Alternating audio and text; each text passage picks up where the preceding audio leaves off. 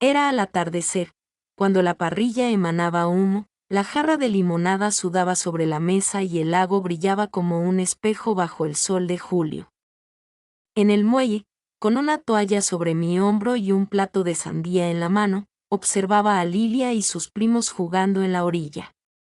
«Vamos, abuela», dijo Lilia acercándose por detrás con voz dulce pero algo inusual, retándome a nadar como solía hacerlo.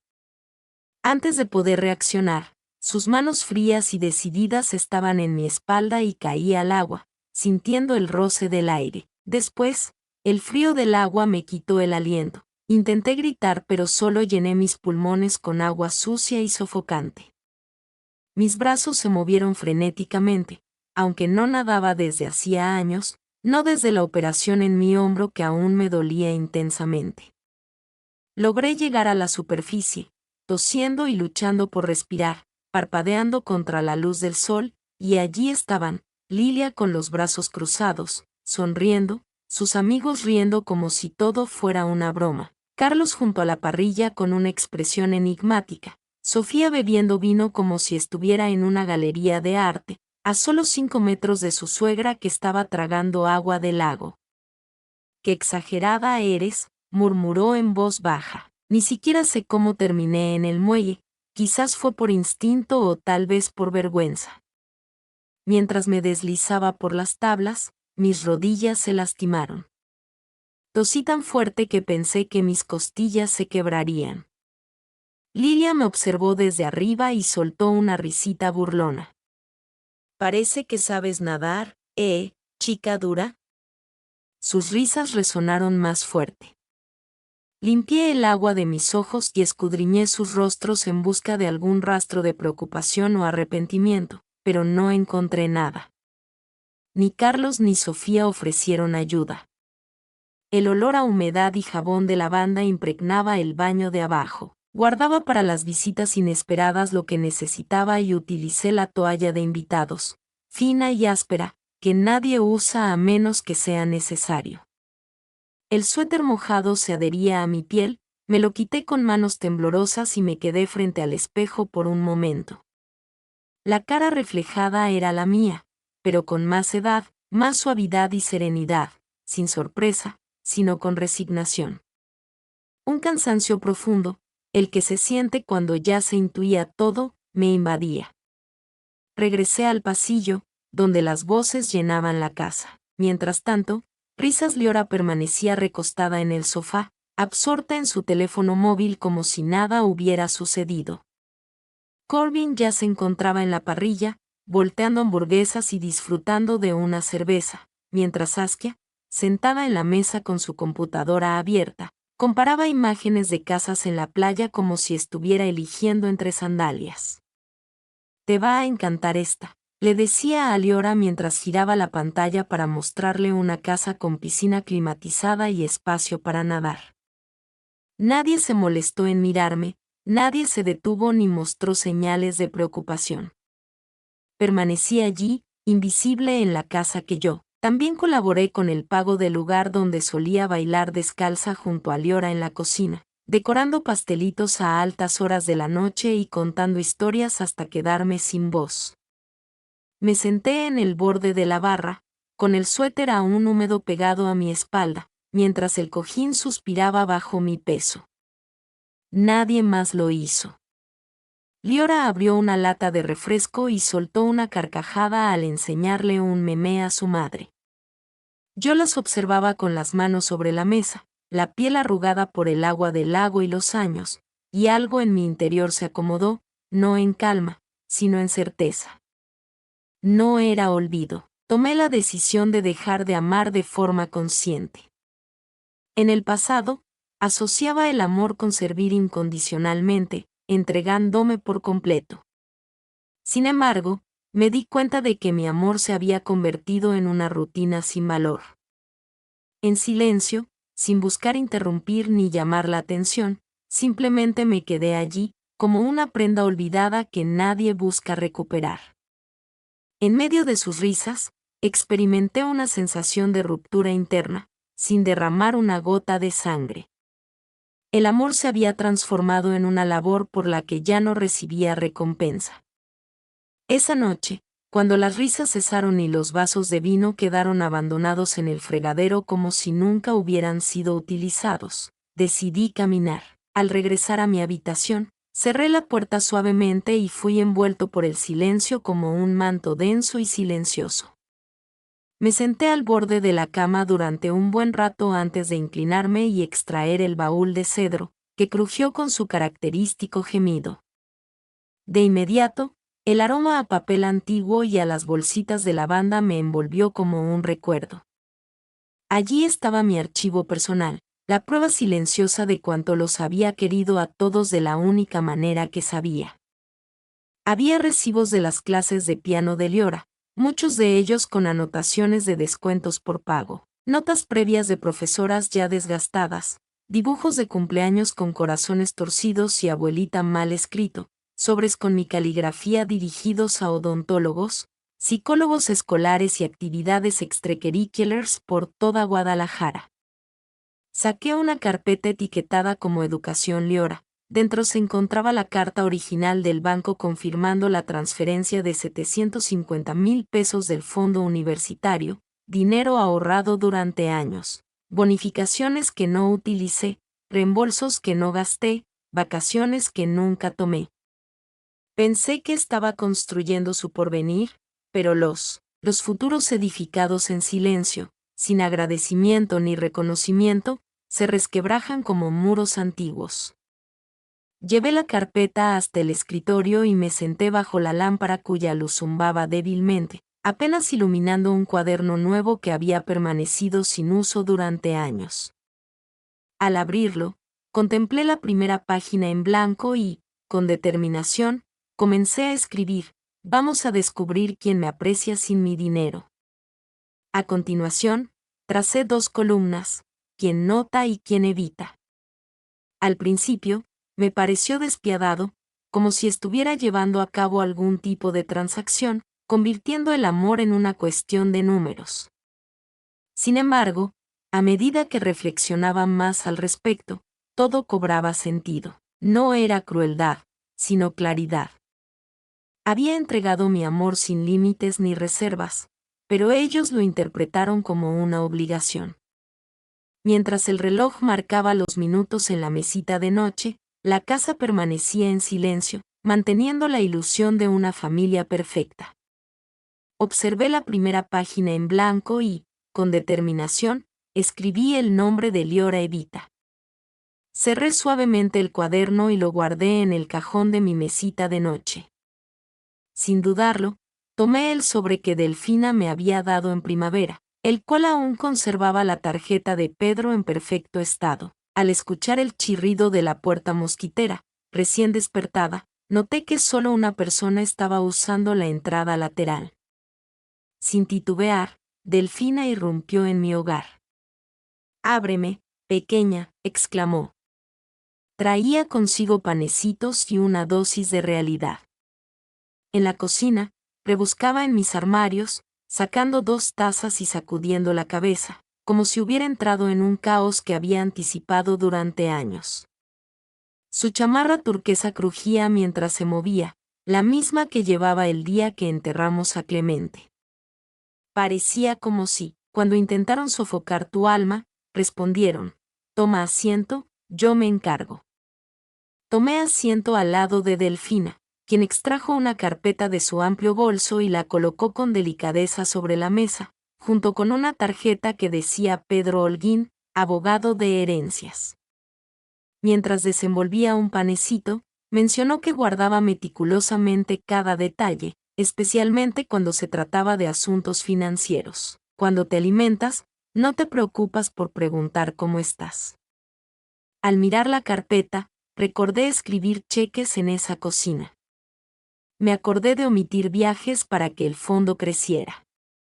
Recordé priorizar a Lilia una y otra vez. En voz baja dije que no quería vengarme, a lo que Delfina respondió que por eso ibas a sobrevivir. Ella dijo que no querías quemar el puente, solo dejar de repararlo. Afuera, las hortensias que Clemente plantó florecían lentas, tercas y hermosas. Las vi moverse con la brisa y sentí algo abrirse suavemente dentro de mí. Delfina extendió la mano y cubrió. Mariana mencionó que te empujaron al lago, pero no fue la primera vez, solo la primera vez que lo notaste. Observé la tarjeta de Pedro aún entre nosotras y, por vez primera en años, no me sentí destrozada, me sentí preparada. Todo comenzó con las llaves. Las coloqué con cuidado dentro del congelador junto a una bolsa de guisantes y cerré la puerta. Era una prueba, un cebo. Corbin las descubrió a la mañana siguiente. Mamá las levantó, como si hubiera encontrado un objeto roto. ¿Estás bien?, preguntó. Respondí parpadeando lentamente, dejando que mi rostro estaba cubierto de confusión. Me distraje y dejé la lista del supermercado a medias junto al salero. Solo había apuntado 2 cosas. En la cena, permití que la carne se pasara de cocción no una, sino 2 veces. Mezclé mi té con una cuchara vacía y me detuve a mitad de las frases. Dejé mi boca entreabierta como si hubiera olvidado lo que iba a decir. No me estaba desmoronando, solo observando. Para el final de la semana, ya habían llegado a su conclusión. Está decayendo, murmuró Corbin cerca del cuarto de lavado. Creo que ya no se toma. Las medicinas fueron dejadas con la puerta del refrigerador abierta una vez más, mencionó Saskia con preocupación, advirtiendo sobre la falta de seguridad con Liora en casa. Sus palabras sonaban ensayadas, como si estuvieran preparando el terreno para un panfleto de un centro de cuidados o una revisión de mis posesiones. A pesar de las advertencias, permití que la taza de té temblara ligeramente sobre el platillo cada mañana. Mis pasos se volvieron más pausados, inclinando la cabeza cuando me dirigían la palabra, como si necesitara más tiempo para comprender. Liora ni siquiera me miraba, pasaba a mi lado como si fuera un simple mueble más de la casa, dejando escapar suspiros. Al solicitar ayuda para llevar las compras una noche, al pasar junto al baño de visitas, escuché a Sas de repente a través de la puerta, comentando molesto sobre la estufa encendida nuevamente. Aunque había revisado los controles 3 veces y una vez más antes de acostarme, no discutí. Lo que desconocían era que cada suspiro, cada mirada, cada palabra susurrada, las estaba registrando en un cuaderno en silencio, llevando un registro detallado. No era paranoia, era una estrategia. Consideras que te estás desvaneciendo al dejar de actuar, y al cesar la actuación, la verdad finalmente se revela. La vivienda estaba repleta de voces desconocidas, vecinos con los que nunca había intercambiado palabras, colegas de trabajo que Saskia apenas mencionaba, mujeres de su clase de yoga con sonrisas forzadas y risas más estruendosas que auténticas. Era una reunión que parecía hermosa por fuera, pero vacía por dentro. Yo me quedé en la cocina, escuchando el tintineo de los cubiertos, el zumbido del refrigerador y el constante raspar de mi espátula. Las charlas vacías que se oían desde el patio eran tolerables, aunque no tenía intención de hornear, pero Saskia me lo solicitó con su voz dulce y casi fingida. Sabes que les encanta tu bizcocho de limón. No sonaba como cariño, sino más bien como una obligación, así que lo hice por inercia, por esos hábitos antiguos que aún no comprendían lo mucho que las cosas habían cambiado. Mientras enjuagaba el recipiente, escuché la voz aguda y alta de Liora. Escuchen esto, dijo riendo. Mi abuela cayó al lago en la barbacoa. Las risas comenzaron suaves y luego se intensificaron, parecía una tortuga boca arriba pidiendo ayuda a gritos. Alguien comentó que sonaba un poco cruel. Liora soltó una risa más, demostrando su dureza. Mis manos se detuvieron al sentir el agua jabonosa aferrándose a mis muñecas. Desde el patio, la voz de Saskia, suave pero cortante, se escuchó claramente. Es una carga, le dije a Corbin. Esto no es sostenible, hay que ser lógicos. Secándome las manos con calma, me acerqué al borde del mostrador, corté una rebanada perfecta de pastel y me senté en un rincón del desayunador, lejos de las miradas. Observaba cómo comía pequeños aguacates, no por su sabor, sino para recordar que aún sentía algo. Convirtieron mi miedo en broma, mi dolor en anécdota de sobremesa. Al terminar, me puse de pie, caminé tranquilamente a mi habitación y abrí el cajón. Allí estaba la tarjeta de Pedro, justo donde la había dejado, con los bordes un poco doblados pero el texto aún legible. La tomé y pasé el pulgar sobre su nombre grabado. Ya no temblaba. Esto no era venganza, era decisión. Ellos se rieron, me minimizaron, me etiquetaron, pero también me subestimaron. No derramé lágrimas. Anoté el número de la página que ya tenía guardada en mis favoritos. La descubrí hace meses tras una conversación nocturna con Delfina, en la que mencionó: no es necesario que destruyas el futuro, solo asegúrate de no invertir más en tu pasado. Se trató de una organización de becas destinada a mujeres pioneras en el campo de las ciencias. Su lema, escrito en letras diminutas, era ganado, no heredado. Transferí la totalidad del capital, bonos de cumpleaños, horas extras y viajes no realizados. Cada sacrificio que mereció la pena.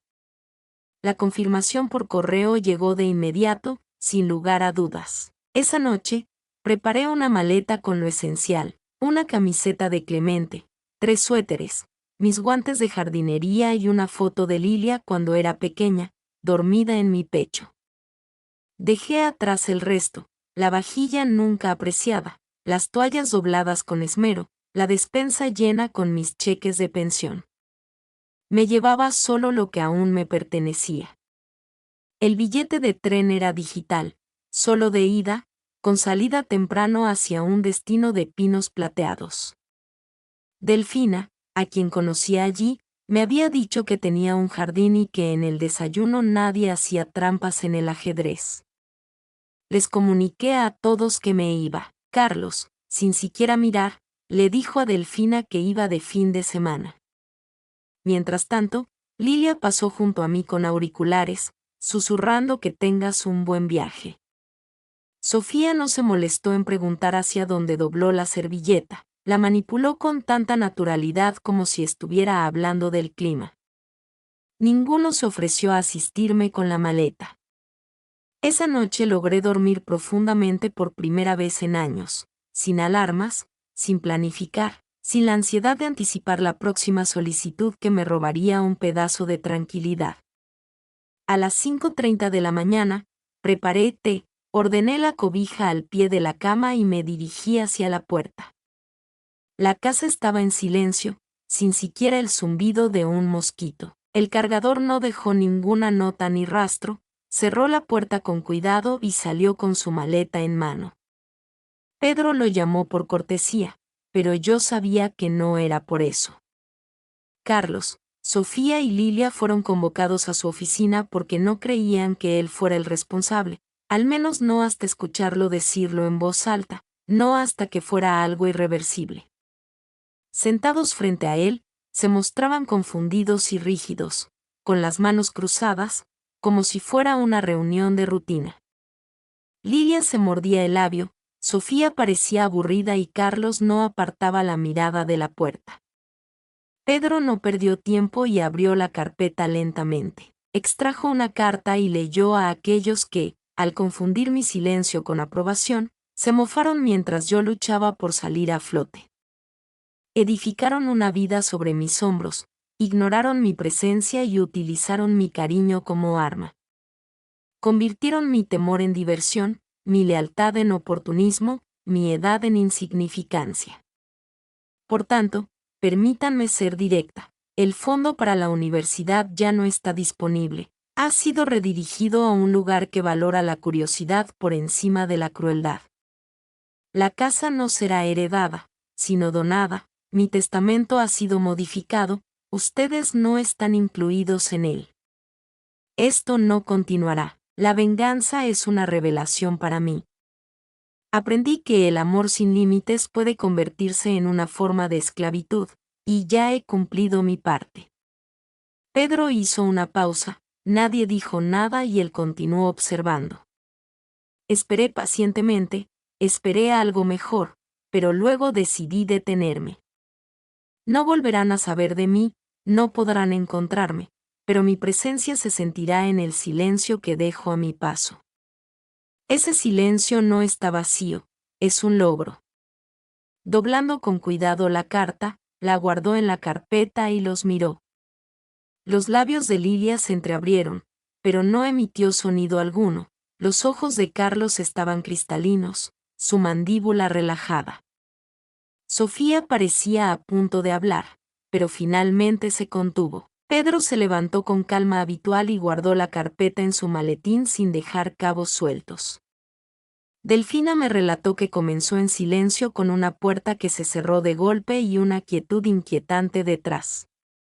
Lilia regresó de la oficina de becas con la mirada perdida y un sobresellado que confirmaba la desaparición del fondo de becas. Su matrícula no estaba cubierta y sus aspiraciones de traslado se desvanecieron antes de tomar forma. Tomó el sobre y exclamó Lilia esa noche, paseando de un lado a otro. El pasillo fue entregado a extraños. Carlos permaneció en silencio, sentado en el sofá, observando la televisión sin volumen, con un vaso de tequila a medio beber en su rodilla. Aquella botella estaba llena esa mañana. Sofía recorría las habitaciones buscando a quién culpar, excepto a ella misma. Parecía haber planeado todo durante años y nos había manipulado a todos, pero su voz temblorosa delataba algo. La casa comenzó a vaciarse sin que nadie lo mencionara en voz alta, cada uno de nosotros pasaba por las habitaciones como si estuvieran poseídas, ya sea por mí o por lo que solían representar. Los vecinos ya no saludaban, los amigos de la iglesia dejaron de comunicarse. Una mujer que solía saludar a Sofía en el supermercado ahora la ignoraba. Delfina comentó que alguien en el supermercado preguntó si ella había criado a Lilia cuando Carlos estaba desempleado, a lo que otra persona respondió: ¿no fue ella quien mantuvo a toda la familia para vivir en esa casa durante 2 veranos? Los rumores corrían, pero en esta ocasión no era yo quien los difundía. Lilia dejó de asistir a las clases, Carlos dejó de disimular su consumo de alcohol y Sofía accidentalmente rompió un jarrón en la cocina una noche. Ella vociferó que arruiné todo, pero en realidad no arruiné nada. Opté por retirarme, mi nombre de su plan B, mi silencio de su comodidad, mi cuidado de su conveniencia. Pedro les informó que el patrimonio estaba cerrado, la casa sería donada y el dinero se había ido, al igual que yo. Intentaron comunicarse conmigo, me reportaron como desaparecida, pero no puedes perder a alguien a quien nunca viste. Creían sinceramente que me había ido, pero mi ausencia pesa más que lo que mi presencia nunca logró. Los pinos plateados son tranquilos, como debería ser un refugio, los pasillos susurran con. Cada mañana, me siento en el jardín con una taza de té, escuchando música suave en la radio y sintiendo el roce tranquilo de mis pantuflas. Sin exigencias ni conflictos, solo disfrutando de mi espacio. Observo cómo los tomates se estiran hacia el sol, la tierra es familiar en mis manos, siempre honesta, dando lo que se siembra. Escribí una carta un lunes, no por obligación, sino porque sentí que era lo correcto para cerrar la historia a mi manera. No comencé con falsas muestras de cariño, ni suavicé la verdad para Carlos, Sofía o Lilia. No fui solo la abuela, fui la mujer que los sostuvo. Mientras ustedes apartaban la mirada, me ocupé de cuidar a Lilia durante sus fiebres, cubrir colegiaturas olvidadas, abastecer refrigeradores, cumplir con los impuestos, brindar apoyo cuando nadie más lo hacía y actuar con generosidad, no en busca de reconocimiento, sino de esperanza. Esa esperanza ya se ha retirado, me han olvidado y han aprendido a ignorarme. A cambio, han perdido el acceso, no a mi dinero, sino a mi compañía. El fondo destinado a la universidad ha sido redirigido a jóvenes mujeres que aún valoran la bondad. Mi hogar ha sido donado y mi testamento ya no los incluye. Incluye esto no es revancha, es recuperación. Mi amor no es una transacción, fue un obsequio devuelto al remitente. Firmé como Mariana Ruth Quiñones, sin afecto, abuela. No se preocupen, solo mi nombre, aquel que dejaron de usar al decidir quién podía ser yo. Sellé la carta y la dejé en la recepción, sin dirección de retorno, sin rastro que seguir. Esa tarde regresé al jardín y podé la albahaca. Una mujer llamada Esmeralda estaba cerca, tejiendo al sol. Conversamos sin esfuerzo, sin temas pesados, solo una charla sin ataduras. Esa noche, en mi cuaderno personal, abrí una página en blanco y, estando en soledad, redacté con calma. Prefiero la tranquilidad a ser manipulada, y por primera vez en un largo periodo, lo experimenté de manera genuina.